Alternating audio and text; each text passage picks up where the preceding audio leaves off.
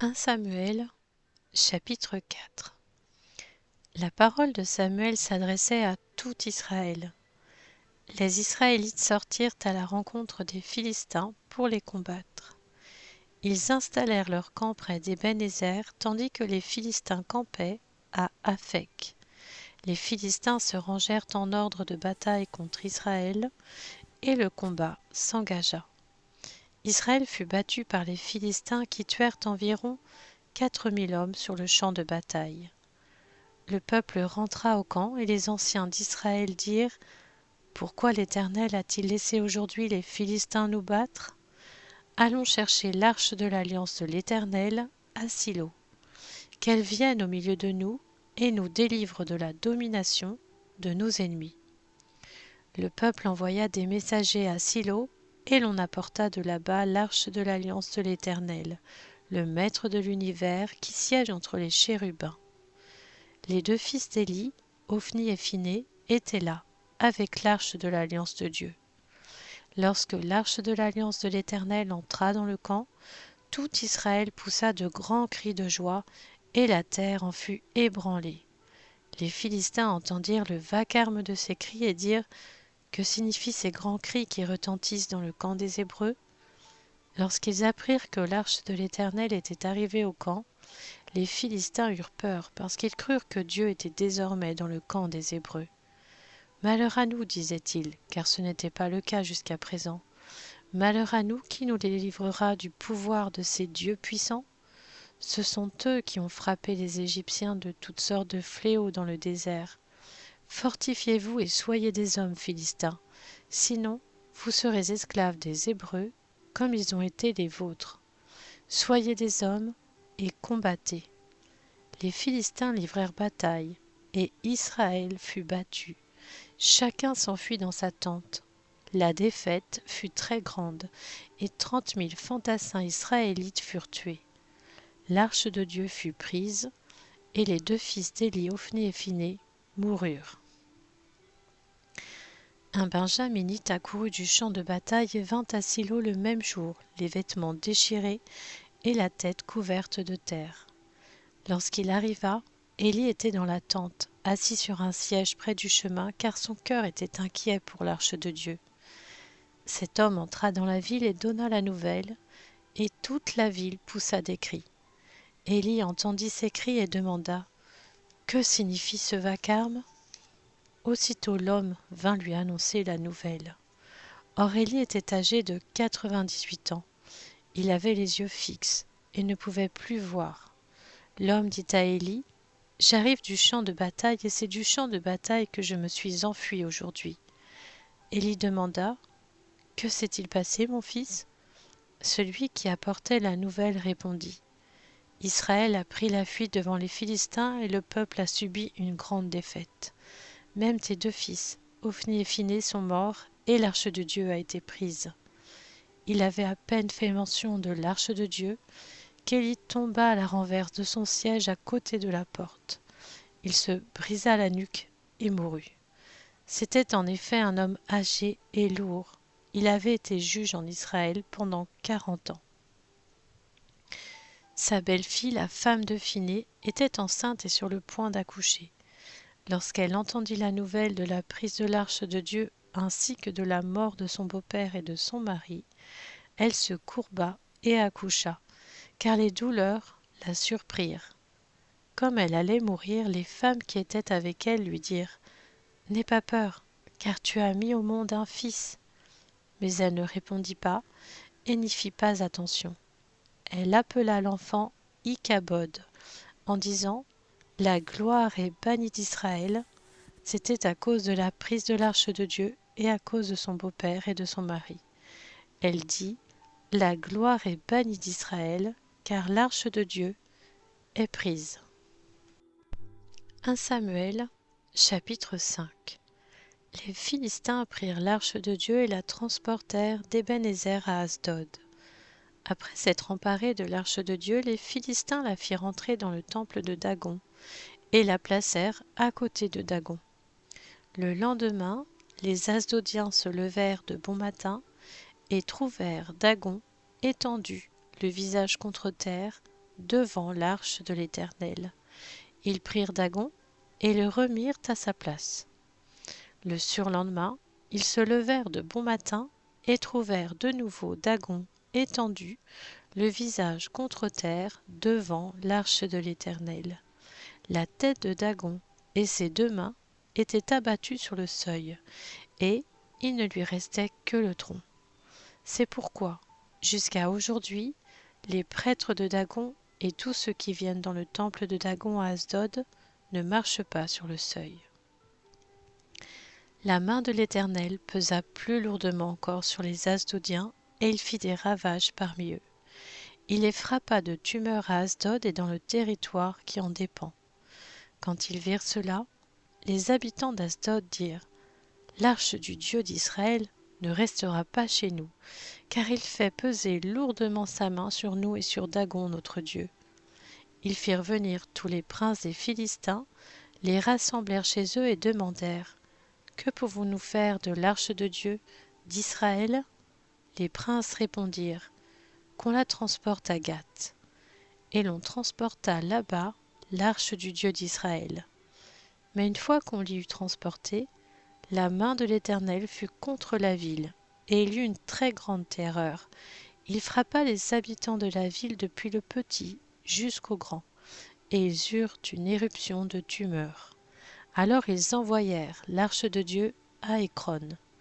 Lorsque l'arche de Dieu entra dans Écron, les Écroniens poussèrent des cris en disant: « On a transporté l'arche du Dieu d'Israël chez nous pour nous faire mourir, nous et notre peuple. » Ils firent venir tous les princes des Philistins, les rassemblèrent et dirent: « Renvoyez l'arche du Dieu d'Israël, qu'elle retourne chez elle et qu'elle ne nous fasse pas mourir, nous et notre peuple. » En effet, dans toute la ville régnait une terreur mortelle.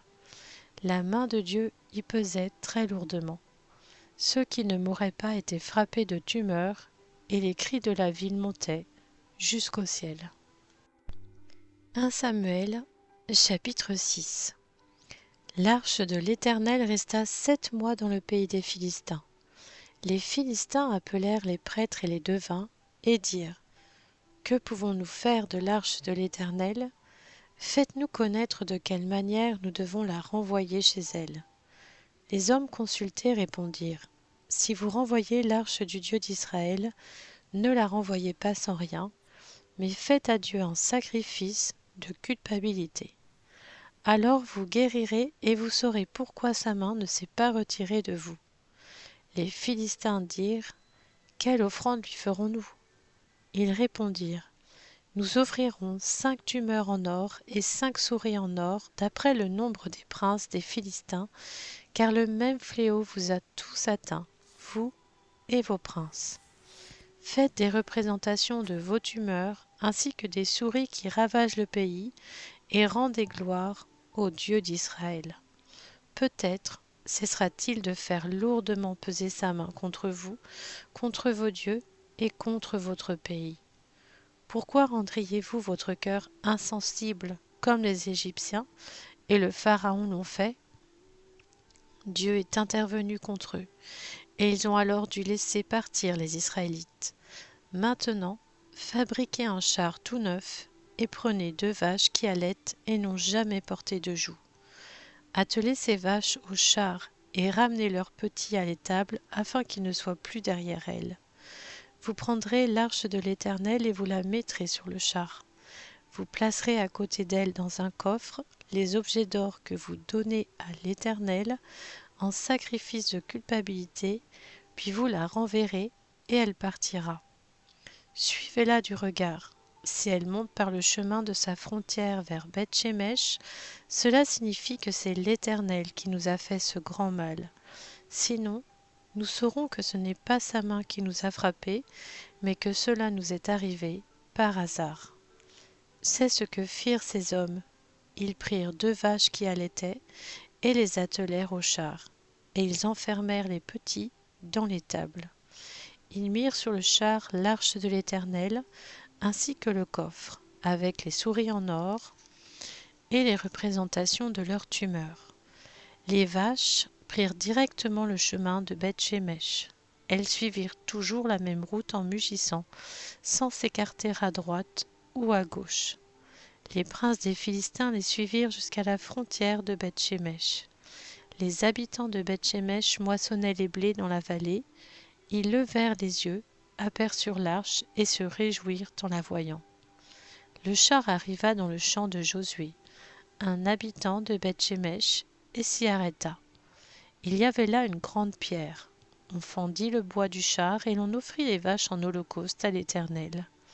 Les Lévites descendirent l'arche de l'Éternel ainsi que le coffre qui se trouvait à côté d'elle et qui contenait les objets en or, et ils posèrent le tout sur la grande pierre.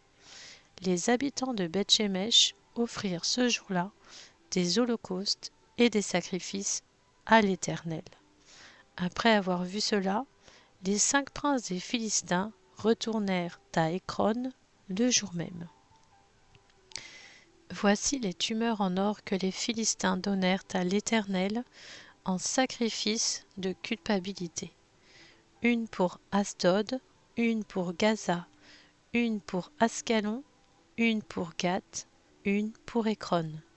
Il y avait aussi le nombre de souris en or correspondant au nombre de villes philistines qui appartenaient aux 5 chefs, aussi bien des villes fortifiées que des villages sans murailles. C'est ce qu'atteste la grande pierre sur laquelle on déposa l'arche de l'Éternel et qui se trouve aujourd'hui encore dans le champ de Josué de Beth-Shemesh. L'Éternel frappa les habitants de Beth-Shemesh lorsqu'ils regardèrent l'arche de l'Éternel. Il frappa 50 070 hommes parmi le peuple, et le peuple fut dans le deuil, parce que l'Éternel l'avait frappé d'un grand fléau. Les habitants de Beth-Shemesh dirent : Qui peut se tenir en présence de l'Éternel, de ce Dieu saint, et vers qui l'arche doit-elle monter en s'éloignant de nous ? Ils envoyèrent des messagers aux habitants de Kirjath-Jéarim pour leur dire : Les Philistins ont ramené l'arche de l'Éternel. Descendez donc et faites-la monter vers vous. 1 Samuel, chapitre 7. Les habitants de Kirjath-Jéarim vinrent et firent monter l'arche de l'Éternel chez eux. Ils la conduisirent dans la maison d'Abinadab sur la colline, et ils consacrèrent son fils, Éléazar, pour la garder. Il s'était passé bien du temps depuis le jour où l'arche avait été déposée à Kirjath-Jéarim. 20 années avaient passé. Alors toute la communauté d'Israël poussa des gémissements vers l'Éternel.